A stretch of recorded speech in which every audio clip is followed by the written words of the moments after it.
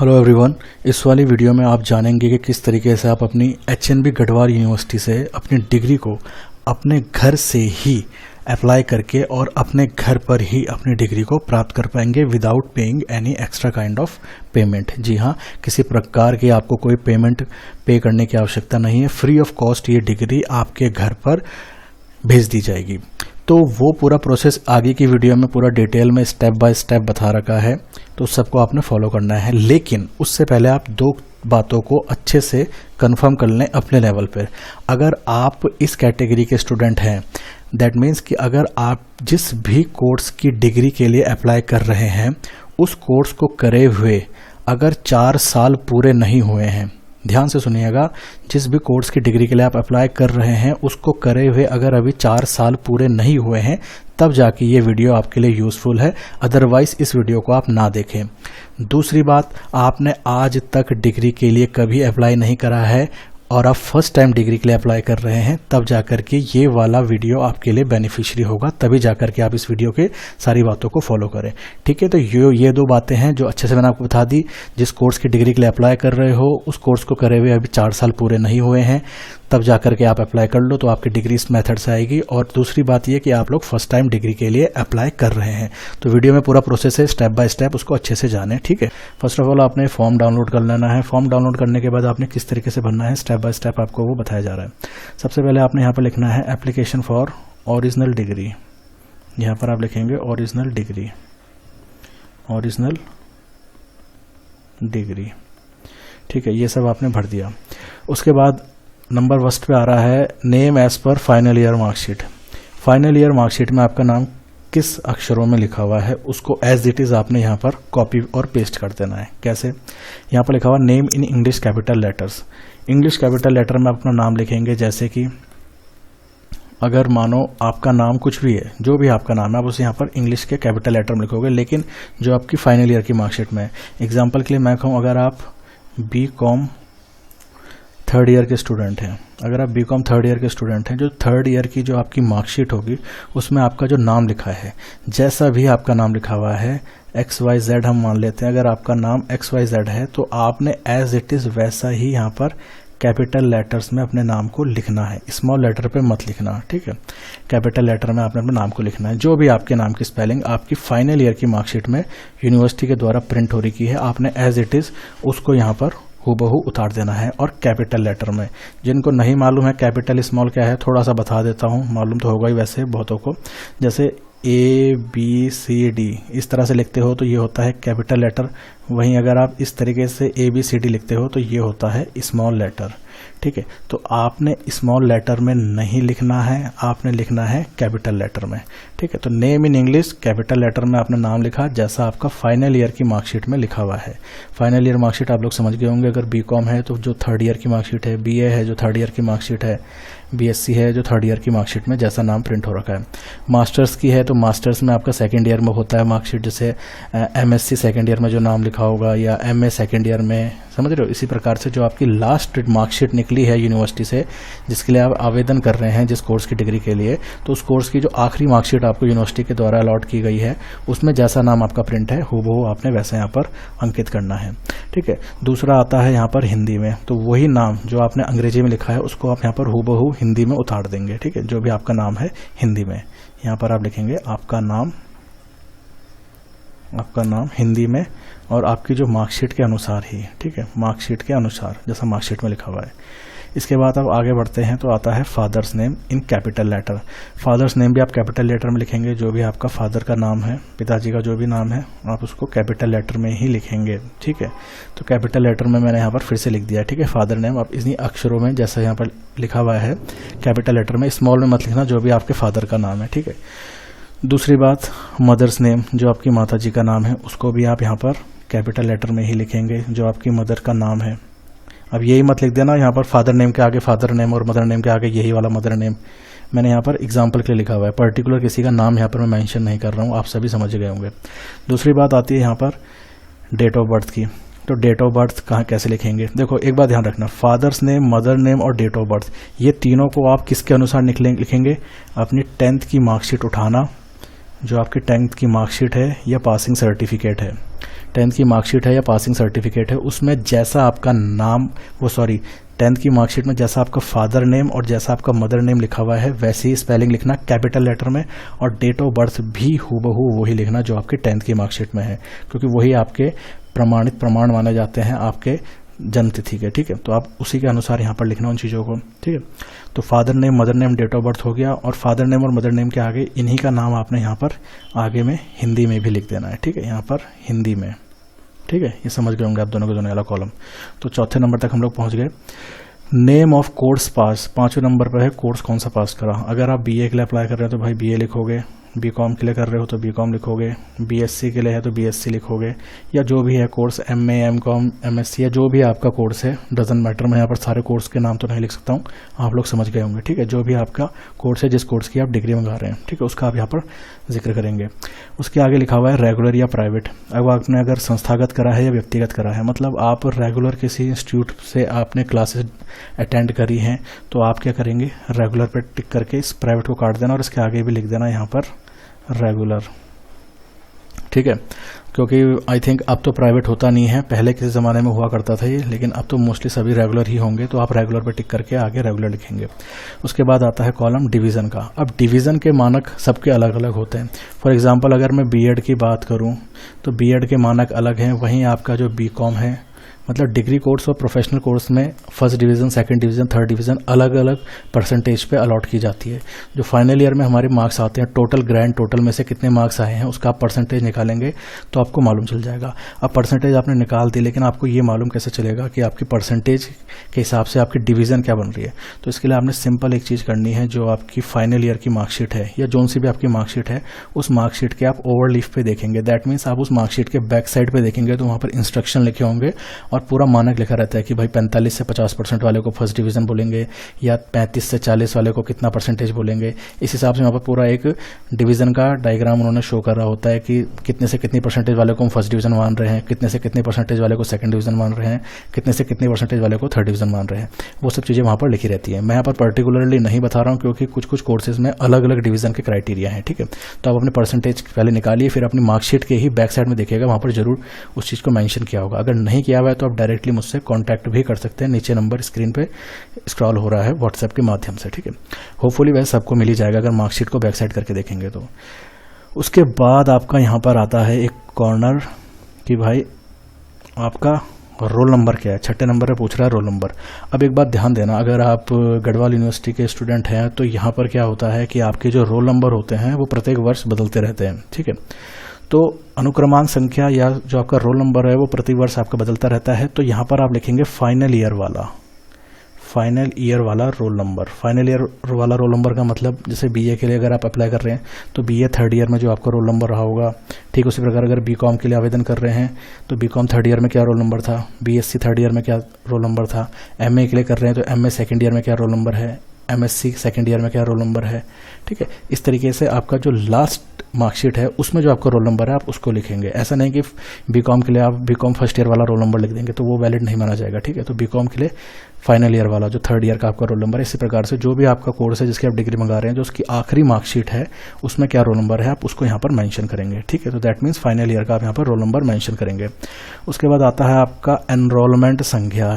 ठीक है, ये जी से स्टार्ट होगा, जी से आपका गढ़वाल कट दिया होगा। ठीक है, तो एनरोलमेंट नंबर आपका पॉसिबली जो होता है 3 साल आपका सेम ही रहता है। ठीक है, तो एनरोलमेंट नंबर को आप अपना यहाँ पर मेंशन करेंगे।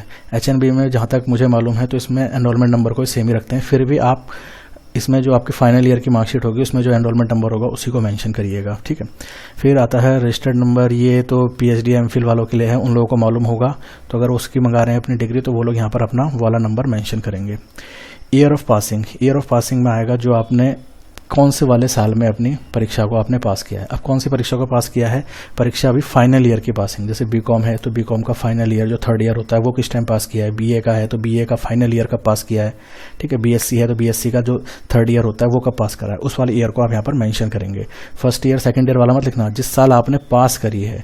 ठीक है, जो जिस साल आपने जो फाइनल उसकी मार्कशीट है वो आपने ऑब्टेन कर ली है कि भैया मेरा कोर्स कंप्लीट हो गया है, तो वाला ईयर आप यहाँ पर मेंशन करेंगे। ठीक है, बैच आ जाएगा वही आपका जिस साल में आपने अपना एडमिशन लिया। दैट मीन्स कि आपका जो पहला एग्जामिनेशन आपने दिया था वो कब से स्टार्ट है। जैसे मान लो 2019 में आपने एडमिशन लिया था तो आप 2019-20 वाला बैच कहेंगे आप अपने आप को, ठीक है। 2020 में आपने एडमिशन लिया तो 2020-21 वाला आपका स्टार्टिंग बैच हो गया, ठीक है। बैच वही होता है जिस साल आपने प्रवेश करा है, आपके कोई भी जो भी आपका कोर्स आपने एनरोल करा है, चाहे बीकॉम के लिए, चाहे बीए, चाहे बीएससी, जो सा भी, जिस टाइम आपने एडमिशन लिया है उस वाले सत्र का आपका एडमिशन माना जाता है। और यहाँ पर आप सभी को मालूम होगा जो भी हमारी एकेडमिक पढ़ाई होती है, यहाँ पर हमारा कौन सा कैलेंडर चलता है, फाइनेंशियल वाला कैलेंडर नहीं चलता है। यहाँ पर हमारा यह चलेगा, जैसे मान लो आपने 2019 में एडमिशन लिया है तो आपका 2019-20 ये वाला चलेगा, ठीक है। आप इस वाले बैच को लिखेंगे कि मेरा 19-20 का एडमिशन है। जिस साल एडमिशन लिया उसके आगे वाला साल भी उसके आगे डैश करके लिख देना, ठीक है। जैसे 2019 में एडमिशन लिया है तो 2019-20 ये वाला बैच लिखेंगे, ठीक है। इसी प्रकार से अगर 2020 में आपने एडमिशन लिया था तो 2020-21 वाला बैच लिख देंगे इस तरीके से, ठीक है। ये हुआ यहाँ पर ये सब चीज़ें बैच तक। उसके बाद अगला कॉलम आता है 8वें नंबर का कि name of campus college. Simple सी बात है, जिस कॉलेज से आपने अपनी पढ़ाई करी है या जिस कैंपस से आपने अपनी पढ़ाई करी है। क्या मतलब हुआ इसका, बहुत से एचएनबी में ऐसी भी फैसिलिटीज़ मिलती हैं बच्चों को कि उन्होंने मान लो फर्स्ट ईयर किसी और कॉलेज से करा, सेकंड ईयर किसी और कॉलेज से किया और थर्ड ईयर किसी और कॉलेज से करा। मान लो बच्चा फर्स्ट सेकंड ईयर कहीं और से करके आया और थर्ड ईयर में उसने डीएवी कॉलेज में एडमिशन ले लिया, तो यहाँ पर वो क्या लिखेगा, अपना डीएवी कॉलेज ही लिखेगा। ऐसा नहीं कि वो फर्स्ट ईयर और सेकंड ईयर वाला जो उसका कॉलेज था उसका नाम यहाँ पर मेंशन करेगा। वो यहाँ पर मेंशन करेगा अपने जो फाइनल ईयर का जो उसका कॉलेज था, जहाँ से उसने फाइनल ईयर की मार्कशीट के एग्जाम दिए हैं या एग्जाम दिए हैं, उस वाले कॉलेज का यहाँ पर नाम मेंशन करेगा। डीएवी का यहाँ पर मैंने एक एग्जाम्पल के तौर पर आपके लिए नाम लिखा है। 9वें नंबर पे आता है subject, paper, title of PhD, MPhil, thesis, both in Hindi English. भाई जो भी आपके सब्जेक्ट हैं उन सब्जेक्ट्स के आप यहाँ पर पूरे नाम अपने मेंशन कर देंगे। जैसे बीकॉम का है तो ग्रुप 1, ग्रुप 2, ग्रुप 3 या जो भी आपके सब्जेक्ट हैं जिस भी के लिए आप अप्लाई कर रहे हैं, अपनी मार्कशीट उठाइए, उसमें पूरे सब्जेक्ट के नाम लिखे होंगे। बारी बारी से पूरा एक सब्जेक्ट का अच्छे से नाम लिखिए और एक एक करके कॉमा लगा दीजिएगा जो आपकी सब्जेक्ट्स होंगे टोटल, ठीक है। जो फाइनल ईयर के सब्जेक्ट हैं आपके, ये भी बात ध्यान रखिएगा। जो फाइनल ईयर जो होगा आपका, फाइनल ईयर में जो सब्जेक्ट मेंशन है उनका आप यहाँ पर नाम लिख दीजिएगा, ठीक है। उसके बाद आता है आपका 10वें नंबर पे ईमेल और मोबाइल नंबर। यहाँ पर आप अपनी ईमेल आईडी लिखेंगे, जो भी आपकी ईमेल आईडी है, उसके बाद कॉमा करके आपका जो मोबाइल नंबर है उसको आप लिख देंगे, ठीक है। उसके बाद यहाँ पर आता है आपका सिग्नेचर ऑफ एप्लीकेंट। यहाँ पर आप अपने सिग्नेचर कर देंगे, जो भी आपके सिग्नेचर है उसको मेंशन कर दीजिएगा। फिर यहाँ पर तारीख लिख दीजिएगा जिस भी डेट को आप ये चीज़ को, इस फॉर्म को भर रहे हैं, ठीक है। उसके बाद जो अगला कॉलम आता है फॉर ऑफिस अकाउंट सेक्शन, ये आपने यूज़ नहीं करना है। उसके बाद ये इंपॉर्टेंट चीज़ आती है कि जो रजिस्टर्ड स्पीड पोस्ट वाला जो ये है मैटर, इसमें आपने क्या लिखना है। यहाँ पर आपने क्या करना है, आपने ध्यानपूर्वक जो आपका आधार कार्ड है, यहाँ पर लिख देता हूँ मैं, जो आपका आधार कार्ड है, आपने अपना आधार कार्ड को उठाना है और उसकी बैक साइड में जो आपका एड्रेस है, पहले तो आपका यहाँ पर आप अपना नाम लिख देंगे, जो भी आपका नाम है, ठीक है, XYZ कुछ भी नाम है। फिर अपने आधार कार्ड के बैक साइड पे देखिएगा, वहाँ पर लिखा रहता है डॉटर ऑफ, सन ऑफ या हाउस नंबर, जो उसमें एज इट इज़ एड्रेस लिखा है उसको हूबहू यहाँ पर कॉपी पेस्ट कर देना, ठीक है। उसके बाद नीचे अपना मोबाइल नंबर यहाँ पर मेंशन कर देना जो एक्टिव हो, जिस पे फ़ोन वगैरह आप लोग के पॉसिबली उठ जाते हो। घर वालों को अभी लिख सकते हैं, इसमें ज़रूरी नहीं कि अपना पर्सनल लिखो, बस वो नंबर लिखना जिस पे आपसे संपर्क हो सके। इस वाले कॉलम को लिखना इतना इंपॉर्टेंट क्यों है, क्योंकि जब आपकी एक बार डिग्री तैयार हो जाती है तो उसके बाद यूनिवर्सिटी के पास इतना टाइम नहीं है कि पर्टिकुलर हर बच्चे का एड्रेस वो लोग अपने हाथ से लिखें। आपने फॉर्म सही से फिल करा है, यूनिवर्सिटी वाले क्या करेंगे, इतने टुकड़े को, जो मैंने ये ब्लू कलर से भी बॉक्स बना दिया, वो लोग इतने को इसको फाड़ेंगे और आपकी जो डिग्री होगी उसके ऊपर जो लिफाफा होगा जहाँ पर 2 लिखा होगा उसके आगे वो इसको काट करके चिपका देंगे। तो जब आपकी डिग्री आएगी तो आप इस चीज़ को चेक भी कर सकते हैं कि जो यहाँ पर आपने आपकी हैंड राइटिंग में लिखा होता है वही वाला स्टिकर वो लोग वहाँ पर चिपका देते हैं, ठीक है। Received for student reference, by post apply कर रहे हो तो इसको भरने की ज़रूरत भी नहीं है। तो ये हुआ प्रॉपर तरीका कि भाई आपने किस तरीके से सारा का सारा फॉर्म भरना है। एक बार आप इसको दोबारा से देख लीजिएगा, ठीक है। 0 फीस है, इन सब चीज़ों को ध्यान मत दीजिएगा अगर फर्स्ट टाइम अप्लाई कर रहे हैं, ठीक है। आपने एप्लीकेशन फॉर ओरिजिनल डिग्री कर रही है, उसके बाद अपना नाम नूम जो डिटेल हैं ये सब मैंने आपको अच्छे से समझा दिया। आई थिंक दोबारा रिपीट करने की आवश्यकता नहीं है। एक बार जब आप इस चीज़ों को अच्छे से भर देते हैं इस फॉर्म को, तो उसके बाद आपने क्या करना है, ये बहुत इम्पॉर्टेंट हो जाता है, उस चीज़ को आप ध्यान से देखिएगा।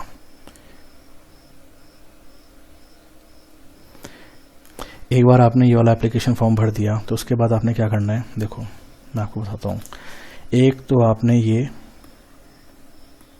एप्लीकेशन फॉर्म भर दिया, ठीक है, ये एप्लीकेशन फॉर्म भर दिया। इसके बाद आपने क्या करना है, इसके बाद आपने अपनी 10वीं की मार्कशीट ले लेना, 12वीं की ले लेना, first year, second year, third year.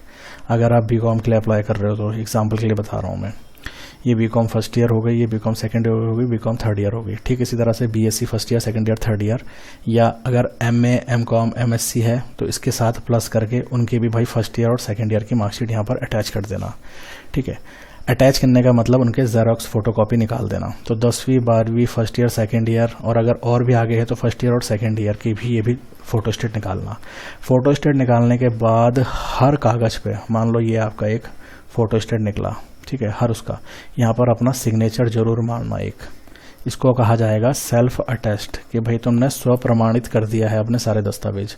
Self attest कर देना सारे के सारे डॉक्यूमेंट को। अब तुमने ये सब जैसे 10वीं का फोटोस्टेट निकाला, 12वीं का निकाला, first year, second year, third year और फर्स्ट ईयर, सेकंड ईयर, इन सब के निकाल दिए। उसके बाद तुमने हर फोटोस्टेट के उसके नीचे अपना सिग्नेचर कर दिया, तो ये तो हो गया ठीक। इसके बाद तुमने एक और चीज़ लगानी है, अपना आधार कार्ड। आधार कार्ड का भी फोटोस्टेट, और उस फोटोस्टेट के नीचे भी अपना सिग्नेचर कर दोगे। बस इतना सब कुछ तुमने अगर एक बार कर दिया है, ये सब चीज़ें तुमने पूरे अच्छे से कर दी है, तो उसके बाद क्या करना है तुमने, जो हमारी ये सब चीज़ें हुई, एक हमारी एप्लीकेशन हो गई, सबसे पहले पन्ना इसका रखना। इसके बाद जो तुम्हारे डॉक्यूमेंट हैं 10वीं, 12वीं, first year, second year, third year, इनका, और फिर लास्ट में तुम्हारा प्लस आधार कार्ड। ठीक है, आधार कार्ड, इन सब को तुमने क्या करना है, इन सब को आपस में स्टेपल कर देना और एक लिफाफे के अंदर डाल देना, और उस लिफाफे को तुमने भेज देना है जिस एड्रेस को मैं अब तुमको बताऊंगा। 2 में तुम लिखोगे उस एड्रेस को जहां पर तुमने भेजना है, उसके नीचे फ्रॉम करके अपना नाम भी और अपना एड्रेस भी और अपना फ़ोन नंबर भी लिख देना। ठीक है, तो अगली स्क्रीन में मैं आपके सामने एक एड्रेस शो कर रहा हूं। आपने उस वाले एड्रेस पे अपने इस पूरे डॉक्यूमेंट को लिफाफे के अंदर डाल के उस लिफाफे के ऊपर उस वाले एड्रेस को हूबहू तरीके से अच्छे से लिख देना है। ठीक है, और आपने एक बार वो एड्रेस लिखा, ठीक है, जो मैं बताने वाला हूँ आपको, फिर उसके बाद आपने जाना है स्पीड पोस्ट करने। क्या करने, स्पीड पोस्ट करने। स्पीड पोस्ट करेंगे आप, और ये करेंगे आप केवल भारतीय डाक से। किससे, भारतीय डाक सेवा का इस्तेमाल करेंगे, जो सरकारी वाली होती है। भारतीय डाक सेवा से आप स्पीड पोस्ट करेंगे, साधारण पोस्ट मत करना, स्पीड पोस्ट करना। अमूमन जो भी पैसे लगेंगे लगभग 50 रुपये के अंतर्गत ही लगते हैं, जितने भी लगेंगे। तो स्पीड पोस्ट करने का फ़ायदा ये होता है कि आपके पास एक प्रमाण होता है, आपको एक रिसीविंग दी जाती है, एक ट्रैकिंग नंबर दिया जाता है, जिसकी मदद से आप लोग अपनी पूरी डाक का भी पता कर लेते हैं कि भाई हमारी डाक पहुंची नहीं पहुंची। और भविष्य में ये आपके लिए उपयोगी भी होता है कि आपको मालूम चल जाता है कि आपने रजिस्टर्ड थ्रू से अपनी डाक भेजी है। स्पीड पोस्ट करने के बाद जो आपको एक रसीद मिलती है, मैं उसका आपको एक नमूना दिखा देता हूँ किस तरह से दिखती है। ये जैसा आप देख रहे हैं आपकी स्क्रीन पे, इसमें कुछ इन्फॉर्मेशन हाइड कर दी गई है। ठीक है, तो मैं आपको समझाने की दृष्टि से मैं बता रहा हूँ कि जैसे आप स्पीड पोस्ट करते हैं तो आपको इस तरीके की एक रसीद मिलती है। ठीक है, इसमें यहाँ पर एक आपका ट्रैकिंग नंबर ये होता है, जिसके लास्ट में IN लिखा रहता है ना, वो होता है आपका ट्रैकिंग नंबर। तो इसको आपने संभाल के रखना है, इस पूरी रसीद को संभाल के रखना है। वैसे तो इसकी फ़ोटो वगैरह खींच के रख लीजिएगा। तो ये होता है आपका ट्रैकिंग नंबर। ठीक है, उसके बाद यहाँ पर 2 के आगे वो एड्रेस होता है जहाँ आपने भेजा है, फिर उसका पिन कोड, फिर यहाँ पर आपका नाम, ठीक है, उसका कितना वजन है, पैसा वैसा जो भी है, ये पूरी एक तरह से एक प्रमाणित माना जाता है। और इसको आपका सभी जगहों पर, इवन न्यायालयों में भी जब आप कोई वाद दायर करते हैं तो वहाँ पर भी स्पीड पोस्ट की रसीद को मान्य माना जाता है। खैर वो सब बातें छोड़िए, तो ये आपको स्पीड पोस्ट के थ्रू भेजना है और ये आपको एक रसीद मिल जाएगी IN करके। ठीक है, आते हैं अपनी मेन बात पे कि हमने वो एप्लीकेशन किस एड्रेस पे भेजनी है। एक बार एप्लीकेशन को पूरा सही से भरने के बाद एट लास्ट उसमें जो एनवलप के ऊपर किस एड्रेस पे इसको सेंड करना है, तो वो एड्रेस यहाँ पर शोन कर रखा है। तो 2 करके registrar degree HNB Garhwal university Srinagar Garhwal 246174 Uttarakhand, इस एड्रेस पे उसको भेजा जाएगा डाक को, जो भी आपकी है। और इसके बाद आपने जो लिफाफे के ऊपर है ये ज़रूर मेंशन कर दीजिएगा एप्लीकेशन फॉर ओरिजिनल डिग्री। फिर उसी लिफाफे में आपने एक साइड पे लिख देना है फ्रॉम, आपका नाम, यहाँ पर आपका एड्रेस, यहाँ पर मोबाइल नंबर या कॉन्टैक्ट नंबर जो भी है, फिर यहाँ पर अपना एनरोलमेंट नंबर जो G से स्टार्ट होगा और रोल नंबर जो फाइनल ईयर का होगा।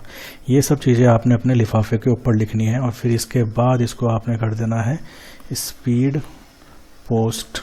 ठीक है, गवर्नमेंट पोस्ट के थ्रू आपने इसको पोस्ट कर देना है, और as a result of this कि आपको एक रिसिप्ट मिल जाती है जिसमें ट्रैकिंग नंबर होता है। ठीक है, इसके तहत इसमें पूरी इन्फॉर्मेशन है, उसके थ्रू आप इसको अप्लाई कर सकते हैं। और अगर जैसा गाइड किया है एज इट इज़ वैसे प्रोसेस को आप स्टेप बाय स्टेप फॉलो करेंगे तो निश्चित रूप से मैक्सिमम से मैक्सिमम इसमें 3 मंथ्स का टाइम लगता है। हालांकि आने को ये 20 से 25 दिन में भी आ सकती है, 3 हफ्ते के अंदर भी।